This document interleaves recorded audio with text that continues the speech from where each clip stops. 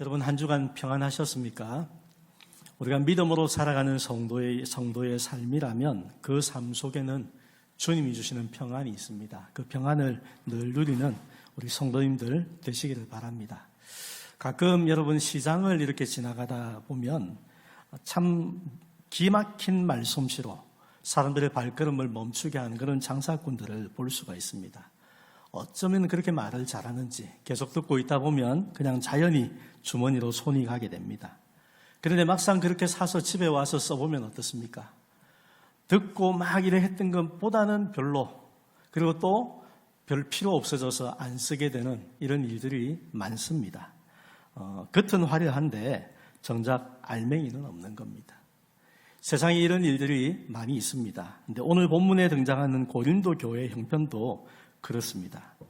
당시 고린도 지역은 그리스 철학이 유행했습니다. 그래서 사람들이 철학적인 이야기를 나누는 것을 좋아했고, 또 어떻게 하면 말을 잘할 수 있을까, 말의 기술을 가르치는 웅변술이 발달한 곳이었습니다. 그러다 보니 교회 안에서도 화려하게 말을 잘하고 자기 지식을 자랑하는 사람들이 목에 힘을 주고 대접을 받았습니다.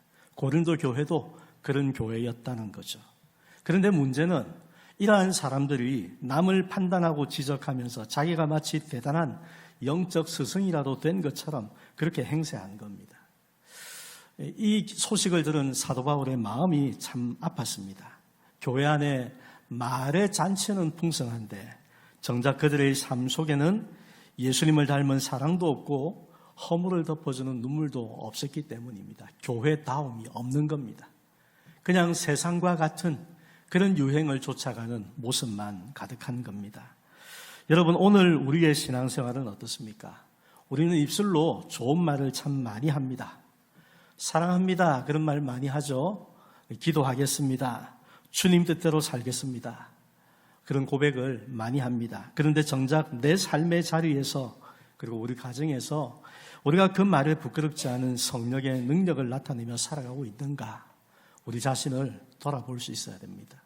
성도의 삶은 하나님께서 베푸신 그 능력의 역사가 나타나는 삶이 되어야 합니다. 오늘 말씀을 통해서 알맹이 없는 말의 신앙을 깨뜨리고 삶의 자리를 변화시키는 진짜 능력 있는 성도로 살아가는 비결, 그것이 무엇인가 함께 살펴보겠습니다. 자, 말이 아닌 능력으로 살아갈 수 있으려면 먼저는 책임지는 아버지가 될 수 있어야 됩니다. 한번 읽어봅시다. 책임지는 아버지가 되자. 15절 말씀입니다. 그리스도 안에서 1만 스승이 있으되 아버지는 많지 아니하니 그리스도 예수 안에서 내가 복음으로써 너희를 낳았습니다. 바울이 말합니다. 그리스도 안에서 1만 스승이 있는데 아버지는 많지 않다. 여기 이 스승과 아버지의 뜻에 큰 차이가 있습니다. 한번 단어를 살펴보면 스승이라는 말은 파이다고고스라는 단어인데 안내자, 스승, 초등교사, 예전에 우리 몽학선생, 성경에서 그런 표현을 많이 보셨죠. 가정교사, 이런 의미가 있는 단어입니다. 여러분, 1만 스승은 당시 이 로마 시대의 가정교사를 뜻하는 단어입니다. 이 가정교사는 어떻게 뽑았냐면은 노예들 가운데에서 선발되어서 아이들에게 글을 가르치고 예절을 가르치도록 그렇게 엄하게 꾸짖는 통제자 역할을 하던 사람이었습니다.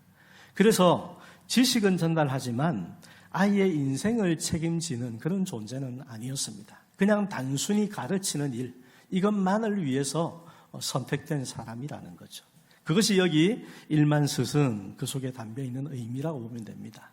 그럼 아버지는 어떤 의미입니까? 아버지는 아버지, 조상, 본보기, 이런 의미가 있습니다. 근데 아버지는 어떤 사람이냐? 바울이 말하는 것처럼 복음으로 생명을 낳고 그 영혼을 끝까지 사랑하며 그의 삶 전체를 책임지는 존재가 아버지입니다. 여러분, 선생님과 아버지의 차이 아시겠죠? 선생님은 아버지처럼 그렇게 모든 것을 책임지는 존재는 아닙니다. 그런데 성도는 이와 같은 책임을 지는 존재가 되어야 한다. 그것을 바울이 말하는 겁니다. 그러면서 바울이 고린도 성도들에게 하는 말이 내가 복음으로써 너희를 낳았다. 그렇게 말하고 있습니다. 나는 너희 영적인 아버지로 너희에게 있는 사람이다. 그 차이를 분명히 나타내고 있는 겁니다. 당시 고린도 교회 안에 스스로 영적 지도자라고 주장하는 그런 사람이 많았습니다. 화려한 말솜씨를 가지고 성도들을 가르치려고만 했습니다. 그런데 정작 성도들이 죄로 인해서 아파할 때 책임지거나 그들을 품어주지 않았습니다. 바울은 그런 교회를 향해서 교회 안에 필요한 것은 똑똑한 판단자가 아니다, 이것을 말하는 겁니다. 그 일을 몰라서 말을 안 하는 게 아니죠. 그런데 일이 있을 때마다 하나하나 지적하고 판단하는 그것이 교회 안에 필요한 사람이 아니라는 겁니다. 정말 필요한 사람은 눈물로 아비의 마음으로 품어줄 수 있는 그런 사람이 필요하다. 이 사실을 지금 말하고 있는 겁니다. 여러분, 우리 교회 안에도 그와 같은 아비의 마음을 가진 사람들이 많아질 수 있어야 합니다. 구약시대 이스라엘 백성들을 보면 그들에게 이러한 지도자가 있었습니다. 민수기 11장 11절 12절 말씀을 한번 보겠습니다. 모세가 여호와께 여짜오되 어찌하여 주께서 종을 괴롭게 하시나이까? 어찌하여 내게 주의 목전에서 은혜를 입게 아니하시고 이 모든 백성을 내게 맡기사 내가 그 짐을 지게 하시나이까? 이 모든 백성을 내가 배웠나이까? 내가 그들을 낳았나이까? 어찌 주께서 내게 양육하는 아버지가 젖먹는 아이를 품듯 그들을 품에 품고 주께서 그들의 열조에게 맹세하신 땅으로 가라 하시나이까? 모세가 하는 말입니다. 여러분, 모세는 이스라엘 백성의 지도자로 하나님이 택한 사람이죠. 그가 맡아야 했던 그 사람들의 숫자가 얼마입니까? 200만 명 이상이라고 했습니다. 그런데 그 많은 사람들이 다 좋은 마음을 가지고 말을 잘 들어주고 이런 사람이 아니었죠.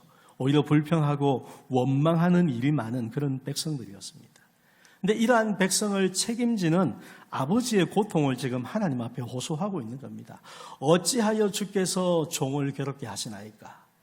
여러분, 이 말은 내가 이것 안 하겠다, 그 말이 아닙니다. 내가 이걸 아버지께서 말씀하셔서 내가 하겠습니다. 그런데 너무 힘듭니다. 그 얘기를 하고 있는 겁니다. 모세는 심지어 어떻게 했습니까? 백성들이 하나님을 거역하고 하나님이 그들을 단번에 쳐서 다 멸하겠다 하실 때 하나님의 생명책에서 나의 이름을 지우시더라도 하나님 이들을 용서해 주십시오. 그들 앞에서 중보했던 사람입니다. 그만큼 책임지는 아비의 마음을 가졌던 지도자라는 것입니다. 바울도 디모데와 오네시모를 향해서 믿음 안에서 참 아들 된 자, 또 갇힌 중에서 낳은 아들, 이런 표현을 사용했습니다. 말로만 아니죠. 정말로 그의 아비의 마음을 가지고서 그들을 책임지고 양육하고 돌보았다. 이것을 보여주고 있습니다. 앞서서 우리가 영적 스승, 일만 스승이라는 말, 그리고 또 아버지의 단어의 차이를 생각해 보았습니다. 학교 선생님은 어떤 일들을 합니까? 아이가 시험을 못 보거나 말썽을 일으키면 규칙에 따라서 처리합니다. 혼을 내고 또 그냥 성적표를 주고 나면 끝입니다. 하지만 부모님은 어떻습니까? 그 아이가 상한 마음으로 집에 돌아왔을 때, 아니면 어떤 문제를 일으켰을 때 그 일을 그냥 나 몰라라 내버려 둘 수가 없죠. 함께 고민하고 책임지고 밤을 새워가면서 그 문제를 해결하고 눈물로서 아이를 품어주는 것이 바로 부모입니다. 여러분, 이것이 성도에게 필요한 마음이라는 겁니다.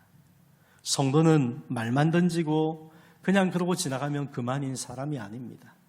우리의 말에 대해서 책임을 지고 그 책임감을 보여줄 수 있는 삶이 되어야 됩니다. 여러분, 함께 있는 성도들에게 대해서, 우리 가족들에게 대해서, 또 우리 이웃에게 대해서 그와 같은 모습으로 드러나는 것이 진정한 능력 있는 성도로 살아가는 삶의 모습이 됩니다. 오늘날 교회 안에도 지적하고 가르치는 스승은 많습니다. 어느 교회를 보든지 그렇습니다. 그런 사람들은 많이 있습니다. 그러나 정작 필요한 것은 누구입니까? 영혼을 낳고 책임감을 가지고 기르는, 눈물로 길러가는 그런 아비가 필요합니다. 바울의 말을 여러분 기억하면서 우리 모든 성도들을, 또 우리의 가족과 이웃들을 기도로 품고 책임질 수 있는 좋은 영적 부모로 아비의 마음을 가지고 살아가시기를 간절히 축원합니다. 두 번째로 말이 아닌 능력으로 살아가는 것은 우리의 삶으로 본을 보여주며 사는 것입니다. 읽어봅시다. 삶으로 본을 보여주자. 16절 말씀입니다.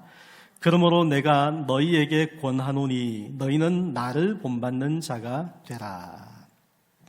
바울은 고린도 교회 안에 말만 무성하다.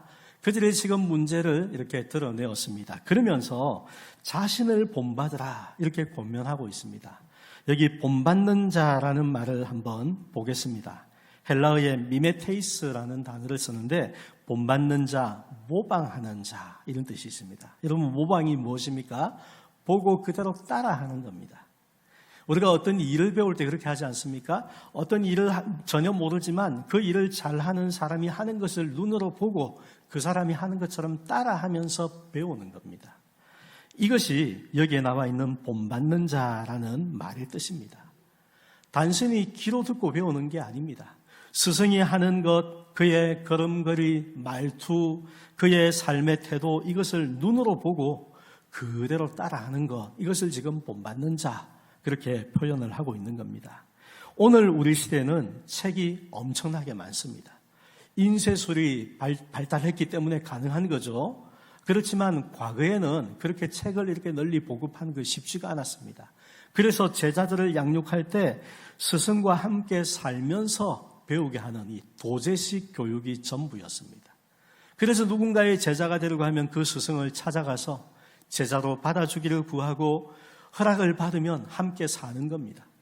함께 자고 함께 먹고 함께 따라다니면서 스승의 모습을 곁에서 보고 그의 말을 듣고 그 모든 것을 한마디로 복사하는 겁니다. 모방하는 거죠. 이것이 본받는 자의 모습이라는 겁니다. 바울은 나를 본받는 자가 되라고 자신 있게 말할 수 있던 이유가 있습니다. 그의 평소의 삶이 예수 그리스도를 따르는 삶의 행동으로 고린도 성도들에게 다 보여주며 살았기 때문입니다. 그러니 너희는 내게 와서 나를 보고 본받는 자가 되라. 그냥 얼마든지 이렇게 말을 할 수 있는 겁니다. 또한 이를 위해서 자신의 분신과도 같은 디모데를 보내어서 자기가 어떻게 행하는가 이것을 생각나게 해주겠다. 그런 말도 하고 있습니다. 17절을 같이 한번 읽어보겠습니다. 이로 말미암아 내가 주 안에서 내 사랑하고 신실한 아들 디모데를 너희에게 보내었으니 그가 너희로 하여금 그리스도 예수 안에서 나의 행사 곧 내가 각처 각 교회에서 가르치는 것을 생각나게 하리라. 디모데가 이 바울의 제자와 같은 영적 아들인 겁니다. 그의 곁에서 함께 살면서 함께 행하면서 그가 하는 것을 보고 그대로 따라하는 사람인데 그래서 디모데를 보내면서 너희가 이를 보면 내가 어떻게 행하는 것을 그를 통해서 생각할 수 있을 거다. 똑같이 복사해서 똑같이 본받아서 행하는 디모데를 보면서 내가 어떻게 행하는 사람인지 너희가 뚜렷이 생각나게 될 거다. 그렇게 얘기를 하고 있는 겁니다. 여러분, 우리의 삶이 이와 같이 본받는 자의 삶이 되고 또 그렇게 본받는 자를 만들어내는 삶이 되어야 한다. 바울이 권면하고 있는 겁니다. 구약 성경에 엘리야 선지자가 있습니다. 엘리야 선지자는 갈멜산에서 850명의 이 우상 숭배자들과 싸워서 승리했던 하나님의 대단한 능력을 경험했던 사람이죠. 그런데 그런 그도 하나님이 불러가실 때가 가까워오자 자기의 제자로 엘리사를 제자로 삼고 그리고 하나님이 부르실 때를 준비합니다.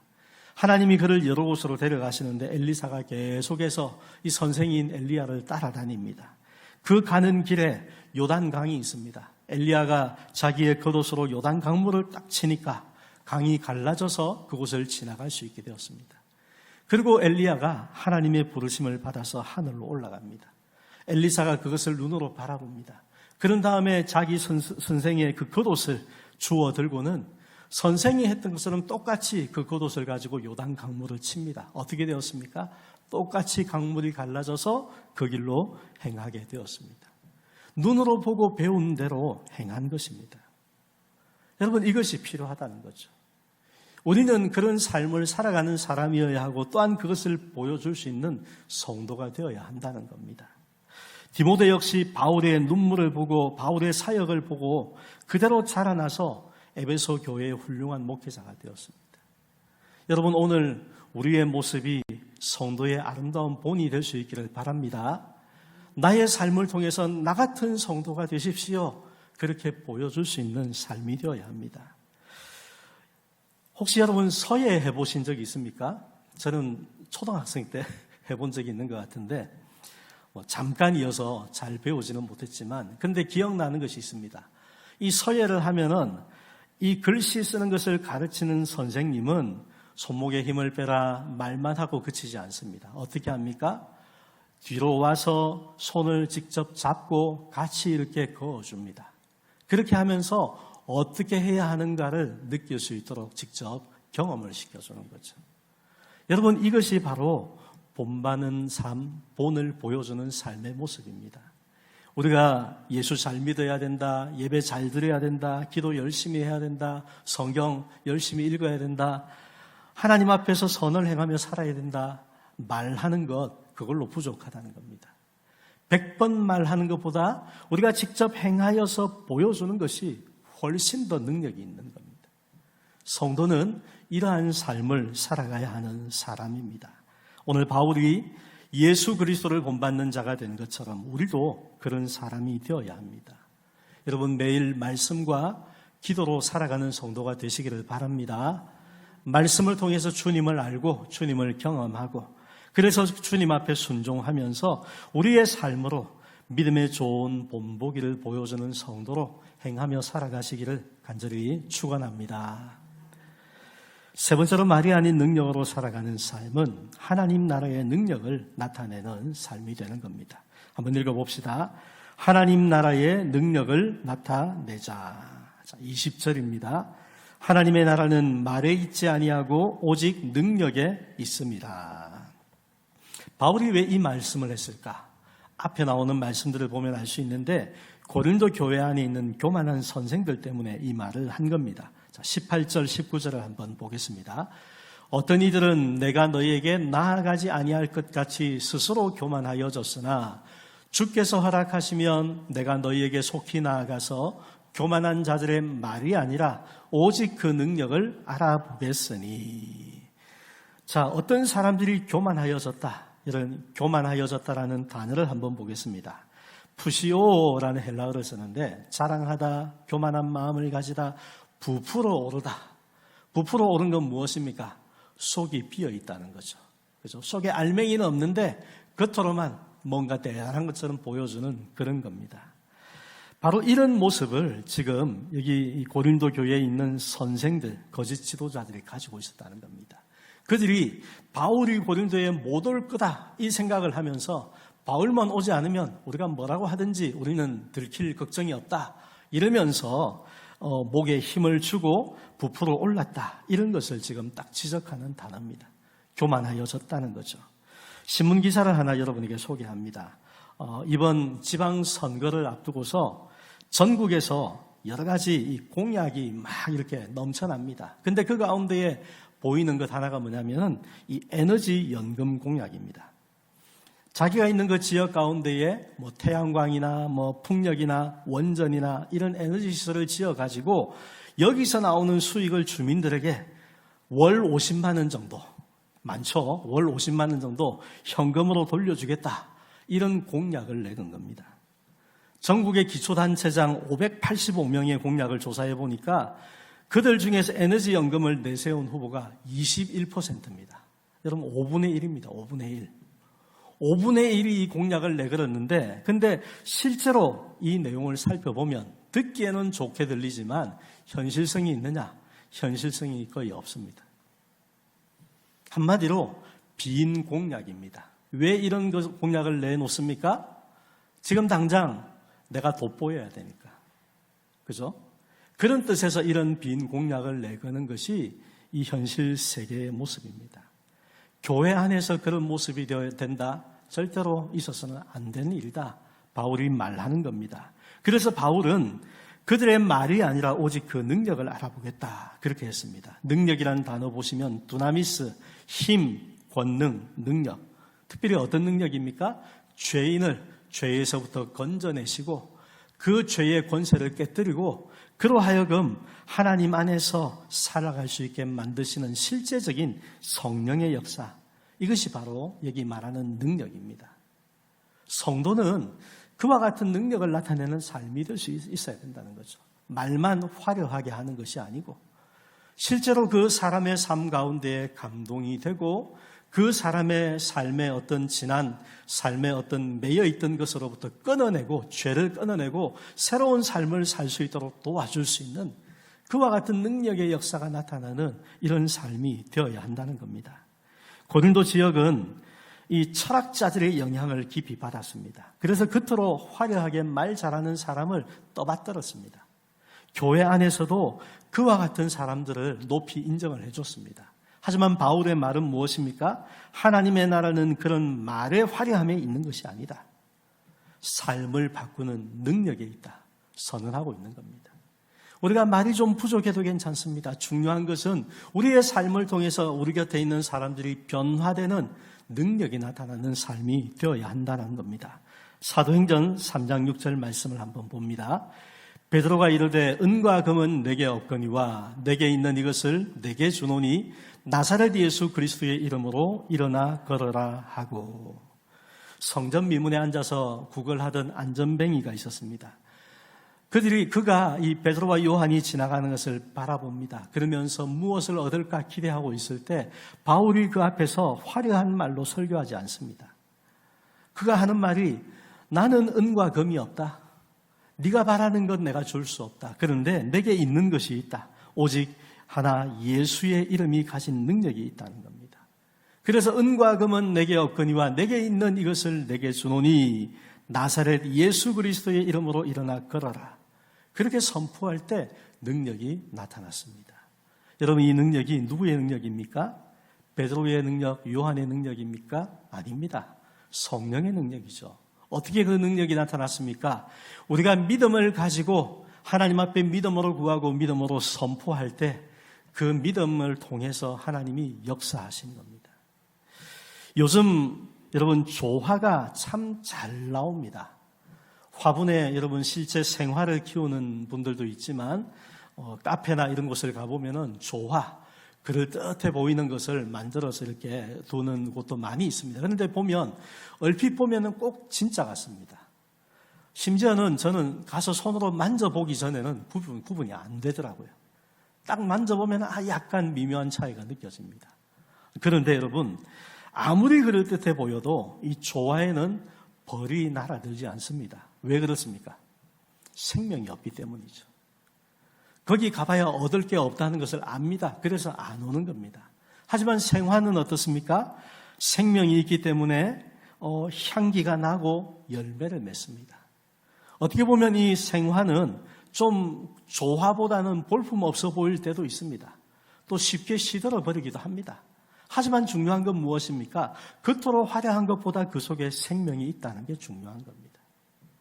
사랑하는 여러분, 우리의 신앙이 금만 화려한 조화인지 아니면 좀 볼품 없어 보여도 한 영혼을 살리는 예수의 능력이 있는 생화인지 우리 자신을 돌아볼 수 있어야 됩니다. 여러분, 그런 생화가 되기를 소원하는 성도가 되십시오. 나의 삶 가운데에 나이가 들어갈수록 우리가 볼품이 좀 없어질 수 있습니다. 그리고 우리가 말을 특별하게 잘하는 능력 있는 사람이 아닐 수 있습니다. 내가 그들이 원하는 것을 펑펑 내줄 수 있는 형편이 아닐 수 있습니다. 그러나 그럼에도 우리 안에 구원과 능력이 되시는 예수님을 믿는 믿음을 가지고 살아가는 겁니다.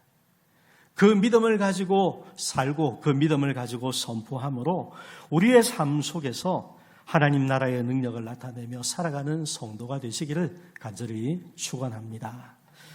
말씀을 정리합니다. 여러분, 하나님의 나라는 말에 있지 않고 능력에 있습니다. 우리가 주님 앞에 섰을 때 주님은 우리가 세상에서 얼마나 말을 잘했는지, 얼마나 그럴듯한 직분을 가졌는지 묻지 않습니다.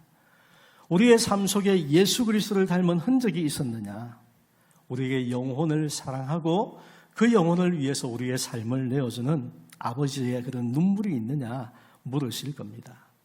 오늘 이 땅에는 말만 가득한 그런 모습들, 허황된 빈 공약들이 난무하고 있습니다. 여러분, 우리가 성도로 살아갈 때 성도의 삶은 이러한 빈 공약의 삶이 되어서는 안 됩니다. 내가 필요할 때는 다 줄 것처럼 그렇게 하다가 그때가 지나고 나면은 그냥 냉랭해지는 이런 모습은 빈 공약과 다를 바가 없습니다. 한결같은 사랑으로 그들의 영혼을 위해서 기도하고 그들에게 우리가 사랑을 보여주고 변함없는 마음 가지고 함께할 때 우리 속에 있는 능력이 그들의 마음과 삶을 변화시키고 구원의 놀라운 역사로 나타나게 될 것입니다. 오직 말이 아니라 성령의 능력으로 진정한 능력을 나타내는 성도가 될 수 있도록 여러분 사모하시고 날마다 그 능력을 힘입어 살아가는 진정한 성도가 되시기를 주님의 이름으로 간절히 축복합니다.